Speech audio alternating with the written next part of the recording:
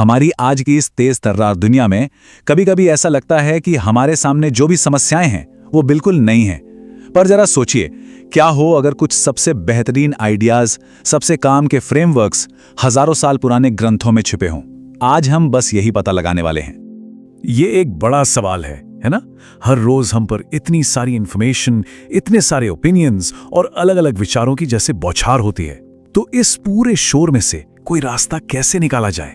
शायद इसका जवाब इस बात में नहीं है कि हम क्या सोचते हैं, बल्कि इसमें है कि हम कैसे सोचते हैं। देखिए, इसको समझने के दो तरीके हैं। एक तरफ है खंडित सोच, मतलब चीजों को अलग अलग डिब्बों में डालकर देखना, दुनिया को बस सही और गलत, काले और सफेद में देखना। और दूसरी तरफ है समग्र सोच, जो कनेक्शन देखती है, सवाल पूछती है और ये समझती है कि हर चीज आपस में जुड़ी हुई है।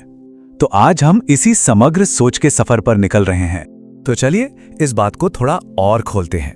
पुराने गैर पश्चिमी ग्रंथ सिर्फ इतिहास की किताबें नहीं हैं, वो दुनिया को समझने के लिए बड़े शक्तिशाली फ्रेमवर्क देते हैं, ऐसे तरीके जिन्हें हम अक्सर नजरअंदाज कर देते हैं। और इसके लिए सबसे पहले हम चलते हैं कौटिल्य के अर्थशास्त्र के पास। अब इसे अक्सर सिर्फ राजनीति और रणनीति का ग्रंथ माना जाता है, लेकिन आइए इसके कवर से आगे देखते हैं, क्योंकि इसके अंदर, इसके कोर में सोचने का एक पूरा सिस्टम है जो आज भी, यकीन मानिए, बहुत ज्यादा रेलेवेंट है। और यहीं पर एंट्री होती है आन्वीक्षिकी की। ये अर्थशास्त्र की सोच का दिल है। तो आखिर है क्या ये आन्वीक्षिकी? तो आन्वीक्षिकी कोई सब्जेक्ट नहीं है, ये सोचने का एक सिस्टम है, एक तरह का मेटा फ्रेमवर्क। कौटिल्य इसे सभी विज्ञानों के लिए एक दीपक कहते हैं। जरा सोचिए, एक ऐसा लैंप जो बाकी सारी नॉलेज पर रोशनी डाले। इसका मतलब है, जो कहा जा रहा है उसे बस मान मत लो, उसकी जांच करो, उसकी तह तक जाओ, तर्क का इस्तेमाल करो। तो ये फ्रेमवर्क असल में काम कैसे करता है? इसके 3 मजबूत पिलर्स हैं।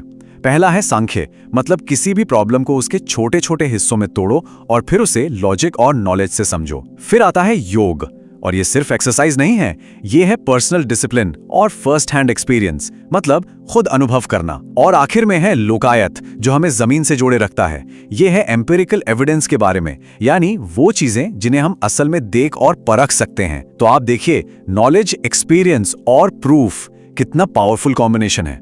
और ये सब सिर्फ जैसे कहते हैं ना, थ्योरी नहीं थी। इस कोड का मतलब समझिए, इस तरह की सोच चाहे अच्छे दिन हो या बुरे, हमेशा स्टेबल रखती है। इससे बातों में और कामों में एक खास तरह की ताकत आती है। तो इतनी गहरी सोच का आखिर गोल क्या था? एक राज्य के लेवल पर यह था योगक्षेम। यह सिर्फ सिक्योरिटी नहीं है, यह है लोगों का ओवरऑल वेलबींग, उनकी सुरक्षा भी और उनका कल्याण भी। आजकल हम इंक्लूसिव ग्रोथ या पब्लिक वेलफेयर जैसे शब्द इस्तेमाल करते हैं ना, ये वही कॉन्सेप्ट है, बस हजारों साल पुराना। ओके, तो ये तो हो गई देश की बात, समाज की सेहत की बात, लेकिन एक इंसान के बारे में क्या? अगर ये फ्रेमवर्क पूरी सोसाइटी के लिए इतना पावरफुल है, तो क्या ये एक इंडिविजुअल के लिए भी काम कर सकता है? चलिए अब मैक्रो से थोड़ा माइक्रो लेवल पर चलते हैं। और इसके लिए हम चलेंगे एक और प्राचीन ग्रंथ के पास, भगवद गीता, और देखेंगे कि इसकी टीचिंग्स सरप्राइजिंगली बच्चों की मॉडर्न एजुकेशन से कैसे जुड़ती हैं। जैसे अर्थशास्त्र का गोल था योग क्षेम समाज के लिए, वैसे ही गीता की टीचिंग्स का गोल है समग्र विकास एक इंसान के लिए। मतलब सिर्फ किताबी ज्ञान नहीं, बल्कि बच्चे का पूरा विकास दिमाग से, इमोशन से और उसकी वैल्यूज से। और ये काम कैसे करता है? सोचिए, इस सिस्टम में टीचर सिर्फ इंफॉर्मेशन देने वाला नहीं है। टीचर एक फैसिलिटेटर है, एक गाइड, जिसका काम है एक ऐसा माहौल बनाना जहां बच्चा खुद अपने एक्सपीरियंस से सीखे।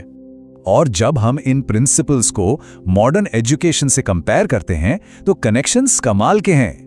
गीता का स्वधर्म का कॉन्सेप्ट, यानी हर किसी का अपना एक यूनिक नेचर होता है, यह बिल्कुल आज की चाइल्ड सेंटर्ड लर्निंग जैसा है। फिर है कर्मयोग, बिना रिजल्ट की चिंता किए काम करना, यह तो एक्सपेरिमेंटल या प्ले बेस्ड लर्निंग का कोर है। और अहिंसा, वही तो फाउंडेशन है एक पॉजिटिव और सेफ लर्निंग एनवायरनमेंट का। चलिए इन साइकोलॉजिकल कनेक्शंस को थोड़ा और गहराई से देखते हैं, क्योंकि ये सच में काफी इंटरेस्टिंग है। एक तरफ है गीता का ज्ञान, मेंटल स्टेबिलिटी, इक्वानिमिटी, यानी हर हाल में शांत रहना, और दूसरी तरफ है मॉडर्न साइकोलॉजी के कॉन्सेप्ट्स, इमोशनल कोशेंट यानी EQ, रेजिलियंस, सेल्फ रेगुलेशन। देखा जाए तो ये एक ही बात कहने के दो अलग अलग तरीके हैं, और ये वही स्किल्स हैं जो आज की दुनिया में सक्सेस के लिए जरूरी मानी जाती हैं। और एक और कनेक्शन देखिए, गीता में कहा गया है कि फेलियर से डरे बिना काम करो, प्रोसेस पे फोकस करो, रिजल्ट पर नहीं। यही तो ग्रोथ माइंडसेट है जिसे साइकोलॉजिस्ट कैरल ड्वेक ने इतना पॉपुलर किया है। ये आइडिया की चैलेंज असल में लर्निंग की अपॉर्चुनिटीज होती है। ये कोई नया आइडिया नहीं है, ये एक प्राचीन विचार है जिसे हमने आज एक नया नाम दे दिया है। तो हमने अर्थशास्त्र से समाज की बात की और गीता से इंडिविजुअल की। जब इन दोनों धागों को जोड़ते हैं तो क्या पिक्चर सामने आती है? तो आखिर इस सब से हम सीखते क्या हैं? पहली बात, चीजों को टुकड़ों में नहीं बल्कि पूरी तरह से देखो, एक होलिस्टिक व्यू रखो। दूसरी बात, डॉगमा को छोड़ो, सवाल करो, रीजन का इस्तेमाल करो। तीसरी, ये समझो कि एक इंसान की भलाई पूरे समाज की भलाई से जुड़ी हुई है। और शायद सबसे जरूरी, असली ज्ञान सिर्फ किताबों में नहीं बल्कि एक्सपीरियंस और एक्शन में। और यहीं पर मैं एक सवाल छोड़ना चाहता हूं। अगर हम सच में इन प्राचीन फ्रेमवर्क्स को, आन्वीक्षिकी के लॉजिकल रीजन को और गीता के होलिस्टिक अप्रोच को अपनी मॉडर्न प्रॉब्लम्स पर अप्लाई करें तो क्या बदलेगा? हम अपने स्कूलों को, अपनी सरकारों को, यहां तक कि खुद को किस नई नजर से देख पाएंगे? ये एक ऐसा सवाल है जिसका जवाब हम सबको सोचना चाहिए।